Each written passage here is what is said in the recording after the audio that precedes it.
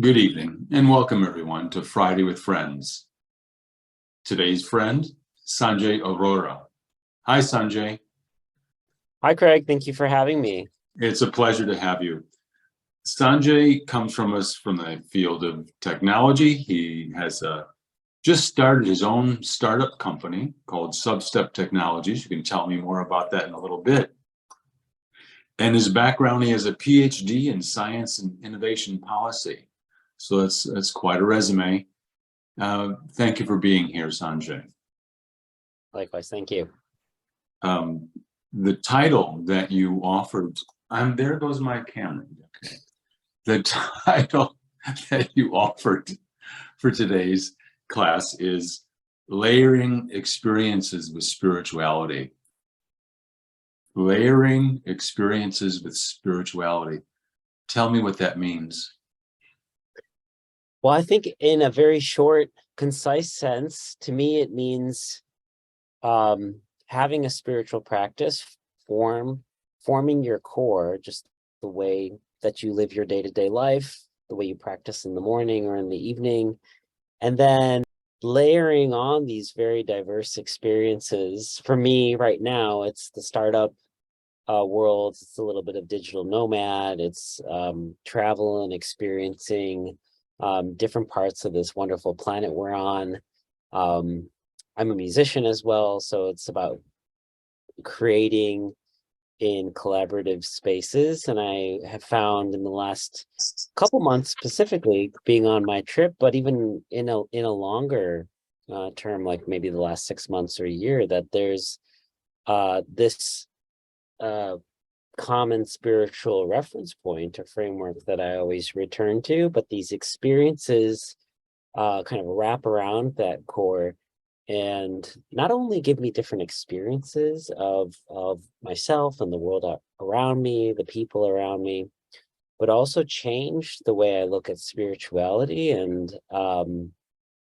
give that back and forth, right, between personal growth and, again, like living your day-to-day and experiencing new things. So you have, I always would think of it that the spiritual perception of your experience is changing your perception of your experiences. But you just brought up a point that I didn't think of, is that your experience are influencing your spirituality. What do you mean by that? Sure, I can give you a couple of very compelling examples, I hope. So one, out of traveling, for the first time I did an overnight trek, a 4-night, 5-day overnight trek, which actually made me a little nervous. When I started thinking, really planning for this trek about a week beforehand, I packed some food, but I was like, is it going to be enough food? Because you're walking 10 to 12 miles a day. That's a lot of terrain for me. I was like, I think I'll be hungrier. So what do I do? Figuring out just some basic necessities to how am I going to plan my day? So these are all things that I felt, for me personally, were stretch goals. They were Oh, stretching my definitely. capacity. And it kind of gets into that place where you're like, okay, it's not just, an enjoyable trip or something I'm doing to pass the time, but it's almost a little bit about surviving for the physical body. So that was a new experience for me, and it really pushed me to think about my spiritual effort, right? So that in the Raj Yoga, of course, the type of meditation we practice, there's a separation between the body and the soul, and there's always this conversation of what does the soul need versus what does the body need. So that became very real to me on this 5-day trek. It's something I had not experienced before. So analytically, there's this back and forth between the knowledge that kind of on a theoretical level, but then you're really applying it on a day-to-day. And it's like, actually, how much food do I really need, right? I mean, I am hungry, but like maybe I don't have enough food. Like, how am I going to work through that? Or if I don't have enough food, for the morning or the evening or the lunchtime, how am I going to prepare for dinner? So I think that's one example of Oh, that's a how, very good example. right, putting spirituality to practice in a way that I just had never borne witness to in the past.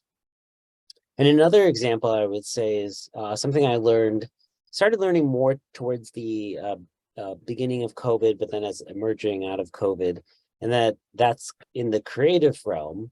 So I've always played in ensembles, in orchestras primarily, where the music is printed, it's classical music, and you have a conductor kind of pulling everything together. But I started playing in bands more often in the last 3 to 4 years. And something that's really come to light for me is this idea of flow.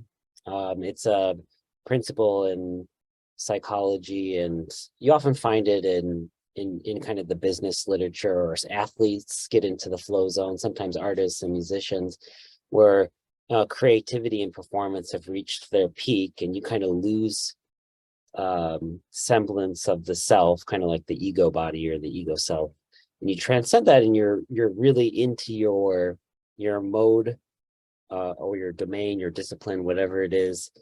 And some of the most profound, creative, beautiful things emerge from that space. So in meditation, there's an analogy where we go into silence and we experience flow in that way. But I feel as a musician, experiencing flow in a collaborative process with other people in a group setting and creating something together, that's a different experience of flow. And I think that's touched my spiritual effort and how I look at creativity in my own meditation a lot. Well, and as in reference to your trek, you're bringing it down to an existential level that you really have to put these practices to use. How did it alter your viewpoint of the theoretical knowledge you had? Did you find yourself that the knowledge was not helpful to you, or did you find a more deep level in which to find support from it? So there's this word that I often come across, and it's unlimited, or like the ocean. The ocean is unlimited, and there are such depths that you may not even know how deep it goes. But the only way to experience that in a spiritual sense, I think, is through experience itself, right? So the theory of knowing that there's an unlimited depth and that you can go quite far, it's kind of a paper and pen exercise, at least in my experience as a meditator. Like the first few years, I kind of knew it as a point of knowledge. But as you grow older in a spiritual path, this becomes something that you witness kind of on a day-to-day or a year-to-year basis, and you can feel that, yes, there is something deeper. I may not know exactly what it is, but I think for a lot of people on the spiritual journey, that's what hooks us. That You there's always something to learn and to build upon. you've just described the flow. Is that in the flow you're letting go. You have to let go to be in the flow. And the situation that you put yourself in, although I'm sure you felt trust and safe enough that you didn't feel that any moment to moment existential threat, but just the idea that forces you to think on a more concrete level. And the flow is when you're not quite sure of what's going on. You know your practice, you've got your skills, and now you just have to flow the knowledge by there. That's what it is that your use of the knowledge is flowing into practice. And that could only be done through lots of practice. I love your examples, because the perception, what I find is when you say layering your experiences, are you referring to the way that I see them, the way that I see my experiences, and that I could put them in my file so that I could use them in my life? Yeah, to dovetail, I think, on something you just alluded to earlier is, this idea of faith. I never grew up thinking I would be spiritual or religious. This idea of faith I was always like, okay, blind, that seems like blind faith. Why do Yes. people do rituals? That's the mentality I came from. But on this hike, and also in the example with music, this idea that you can let go, what anchored me in both cases, and even on an ongoing basis, is this idea of faith, knowing from a security standpoint that things will be all right, that I'll be looked after and I can look after myself, but that the process results in something that's bigger than what you can accomplish today. So if you go with the flow, if you go with the process, that turns into something very beautiful that you wouldn't really have expected or been able to paint that picture beforehand in terms of like goals. Like, this is what I want out of it. You don't really know on the other side what will come out of it, and that's contributes to a sense of adventure and a sense of growth.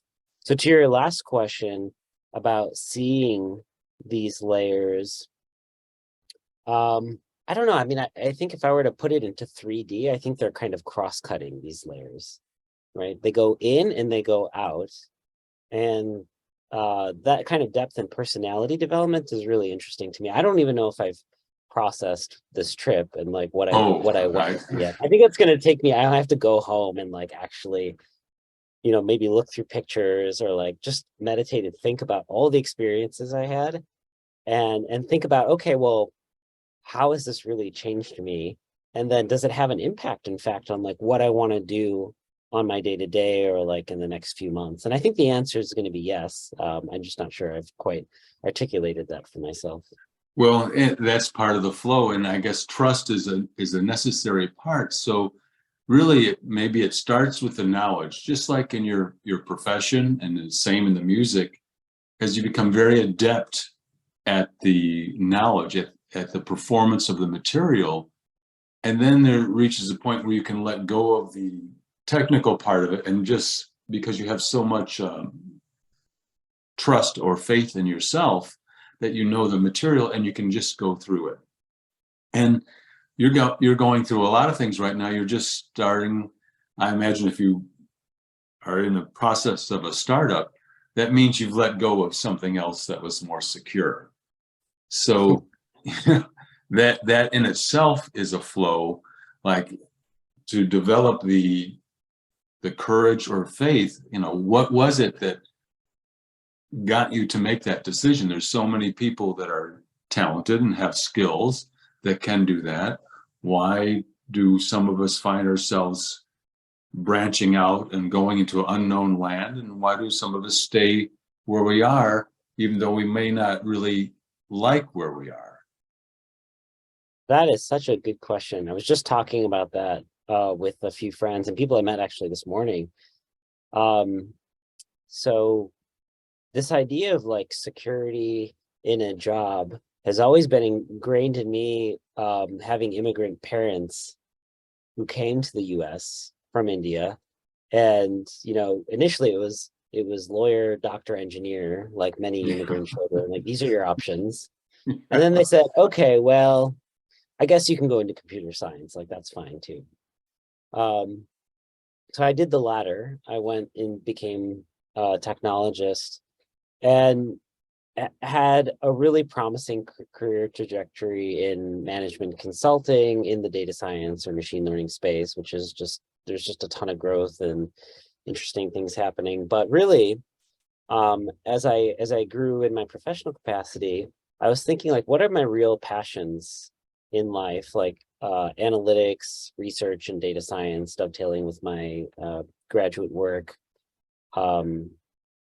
Meditation and spirituality is one, and then technology, which I consider separate from research. And so I've had this idea for a long time, if I combine all these three things and I do it well, there's a lot of opportunity to facilitate personal transformation with other people from a non-religious or spiritual lens. So the company that I'm working on is in its nascent stage, but it's all about personalized journeys to help people right now through work-life balance types of issues. And it could touch upon financial issues. It could touch upon relationship issues. But to me, it's a very rich area. Americans work a lot. We're not Well, necessarily. you just got something percolating in my head. Yeah. Is that, do you find that this is something that your peers are looking for or wanting answers to? That to find this work-life balance in their life and personal trajectory as well as career? I think it's very true amongst Gen Z. I guess that's the set of people, Americans or people worldwide, that are under the age of around 25. So they're just graduating from college. But if you think about what they've gone through, they were born after 9/11. So they have some of their earliest memories are around terrorism, school shootings, kind of the dark side of, I would say, just American life. They went through the financial recession of 2008. They went through COVID, which was a serious disruptor to people's education and just that idea of socializing and getting acculturated into whatever we're doing. I think if you combine those things, Gen Z, it makes sense that Gen Z is specifically looking for alternative models, that working 40 years and then figuring out work-life balance is just not going to cut it, especially with social media, where you can see these alternative lifestyles and they're so viscerally there in front of you. I think you're right on. That's a very important point. It's generational viewpoint. And so you're guiding it towards, well, where we are now and not the old system that we used to be.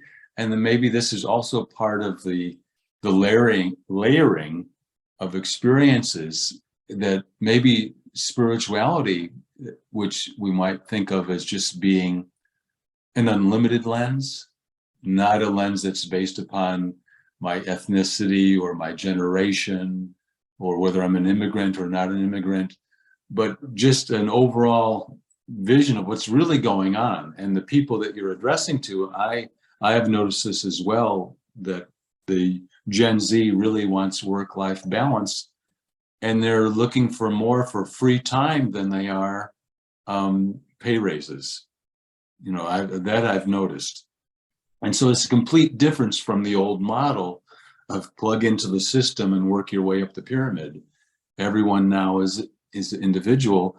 And I think you're right on the right track, that trying to present something that addresses this for people that maybe, you know, your parents would not see, but your peers and those, you know, 10 years younger than you are going to be very involved in. Absolutely. And, you know, one of the things about technology that's great from an educational standpoint is we can do more vicarious learning than was possible before. You know, before maybe you had your community of people, but now you have micro communities that exist online, and you can see, okay, well, if there are alternate ways of living. You're speaking to me from Brazil. So that's it just right. shows you how wide the community is now. And even though you have a background that you created, even though the where you are has backgrounds exactly like where you are. So it just shows you how different things are now, and that we have to adjust. So my perception has to continually adjust as well.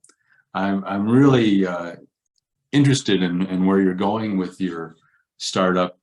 And I think that your recent experience of this trek is did you realize that you were doing this all together and it's all kind of one flow? It's one flow. I don't know if I was that strategic, but I've definitely tried to challenge myself post COVID, that I could live a certain life that's very comfortable. Yes. Go out and take some more risk. I'm a very risk averse person by nature, so it's kind of a struggle to do these things. But I think, given where I'm at in life, I think it's a great thing for me to stretch myself. It's really good. I'm really, it gives me hope for the future, that I could see that there's a drive to find this balance. And that's really what we all want. I think it comes down to is the layering of perception and of my experiences is about coming from some place where I feel balanced and that therefore content. It's a lot of stuff. And it's something that can't be worked out in a short conversation. But, I was just thinking, do you think that you would like to give us like a 2-minute personal or 3-minute personal experience of a thought process that we could call a meditation that kind of solidifies and coagulates these experiences just a little bit? Would you be willing to do that? Oh, sure. I was planning on doing it myself, because of our lack of being able to interact. But I feel such flow from you that I think that it would be better coming from you than from me. I can give it a try. Sure, let's do it. That's all I'm asking, is that you trust, and then you go with the flow. Okay, so I'll sit with a straight posture and relax my gaze. And first take a couple of deep breaths, breathing in and out. And in the center of my forehead, I focus my inward vision.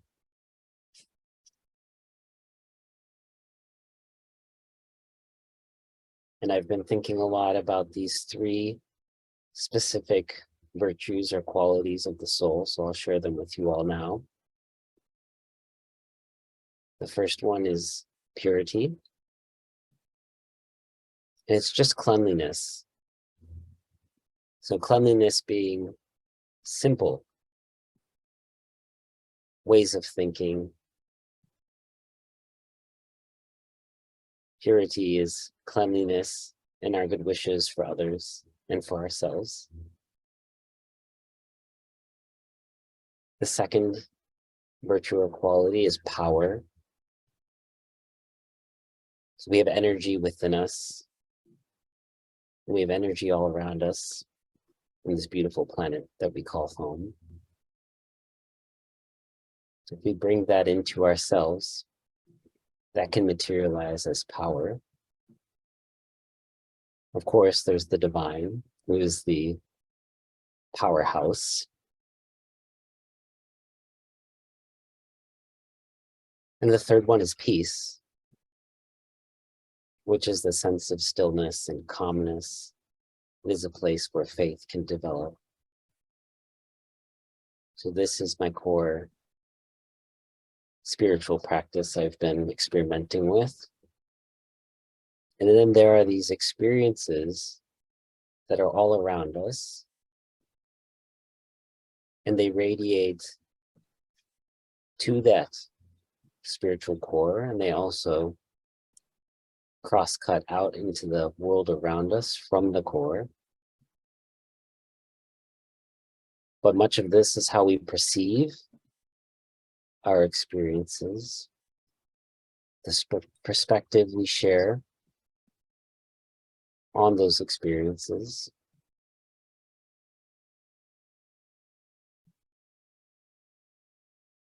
So whatever challenges we have,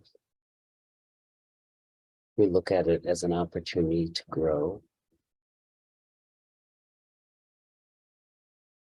as a test paper for employing and deploying the power we have within us to experience the world around us, to affect the world around us.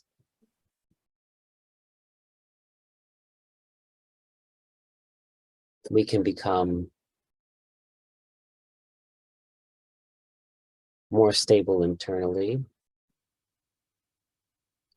We can create around us, and we can serve those who come into our orbit.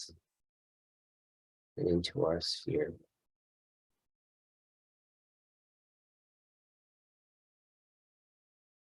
Om Shanti. Om Shanti. Well, thank you for that unexpected surprise. That's like Thank you. yeah, I see it like you said cross-cut. What I see is like all these experiences like a cake. And the spirituality is just like the frosting in between, combining each thing together. So it's one continuous thing. Thank you so much, Sanjay. I learned something by my chat with you, and I'm quite sure that you're going to experience success in your ventures. So thank you so much thank you for having me. Thank you again. And I look forward to your next visit our way in Florida. Likewise. And let's keep in contact. I'm curious in your trajectory. All right. Thank you. Well, Bye. okay. Ciao. Ciao. Bye-bye.